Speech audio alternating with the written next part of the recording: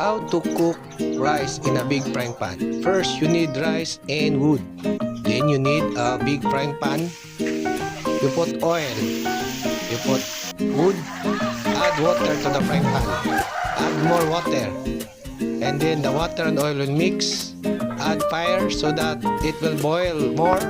When it boils, you get the rice. Okay, you spread it all over like that.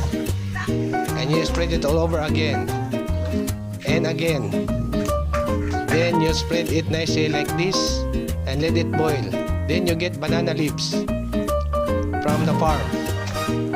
You put banana leaves like this, and the other banana leaves you put on top of the boiling rice like this. Then you put firewood on top.